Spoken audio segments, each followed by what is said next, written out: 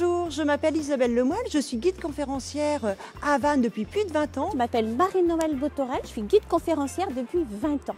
Je m'appelle Véronique Martin, je suis guide conférencière depuis plus de 20 ans. Je m'appelle Michel Vampé, je suis l'un des guides conférenciers de l'équipe de Vannes.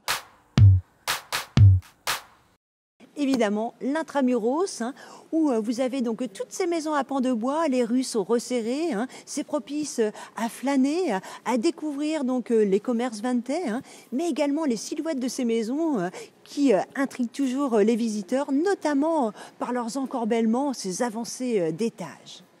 L'endroit privilégié, eh bien, c'est ici, avec les nombreux points de vue que l'on a tout autour de ces jardins et de ces remparts. J'aime beaucoup d'ailleurs me promener dans les jardins de la Garenne, juste en face, qui dominent la ville fortifiée notamment. Un endroit privilégié, c'est ici le point de vue qu'on a justement depuis les lavoirs, sur ces jardins à la française, qui ont été aménagés depuis une cinquantaine d'années, 70 ans maintenant d'ailleurs, et qui font une partie du charme de la ville. Le port, parce que c'est l'ouverture, parce que du port, on peut soit entrer dans la ville, soit partir en bateau vers le golfe du Morbihan, qui est tellement joli, parmi les plus belles baies du monde.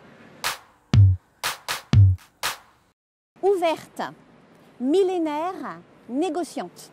C'est une ville historique, c'est une ville monumentale et c'est une ville humaine, ni trop grande, ni trop petite, avec beaucoup d'histoire et de patrimoine. Vivante, chaleureuse.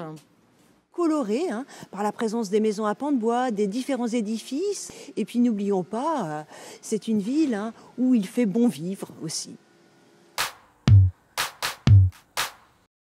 S'il pleut, figurez-vous qu'à Vannes, il pleut très très peu. On dit beaucoup que la Bretagne, mais n'oublions pas, nous sommes en Bretagne Sud. Et là, ça fait toute la différence, sans compter aussi que nous avons le golfe du Morbihan avec le fameux Gulf Stream qui nous protège de toutes ces intempéries. N'oublions pas que, on a produit du sel tout au long de notre histoire et pour faire du sel, il faut du soleil. Et puis si vous faites une visite de groupe avec l'office vous prête des parapluies. C'est forcément la semaine du Golfe. Il se déroule en principe tous les 2 ans parce qu'il y a plein de bateaux qui viennent de pays différents, des bateaux traditionnels et puis on peut y manger du poisson fumé, il y a une très bonne ambiance, on retrouve les métiers d'antan liés à la marine. Alors j'aime bien le festival de jazz qui justement se déroule dans les jardins des remparts l'été, fin du mois de juillet. Il fait beau, il fait chaud, c'est un événement gratuit où les Vannetais et bien sûr les visiteurs peuvent se promener, déambuler tout en écoutant de la musique au pied de ces remparts centenaires. Ce sont les fêtes historiques dans ces jardins où des milliers de personnes costumées participent à un grand défilé historique. Le 14 juillet ici à Vannes, ce n'est pas seulement la fête du 14 juillet comme ailleurs en France, c'est à chaque fois une page de l'histoire de Vannes. C'est le festival de photos en différents endroits de la ville.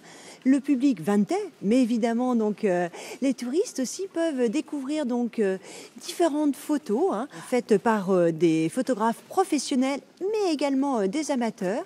Les thèmes sont différents chaque année et surtout cet événement est gratuit et incite à arpenter les différentes rues de la ville. Parce que le guide conférencier, il va vous faire remonter le fil du temps. Il va vous faire découvrir des endroits que vous n'aviez peut-être jamais remarqués auparavant. On est là aussi, bien sûr, transmettre l'histoire de la ville, mais aussi transmettre justement ces petites clés d'interprétation et de lecture qu'on retrouve dans toutes les visites qu'on peut faire partout. Il vous donnera les clés pour comprendre justement l'évolution de la ville à travers son histoire. Si je prends l'exemple de la maison à pans de bois qui est derrière moi, on focalise tous sur ce couple en granit peint, mais est-ce qu'on pense forcément à lever les yeux? Regardez, au 2e étage, vous avez cette petite statue en bois qu'on appelle Saint-François d'Assise. Mais pour connaître la suite, je vous propose de me retrouver. J'ai encore plein de choses à vous faire découvrir, moi et mes collègues guides. J'ai bien fait de la refaire.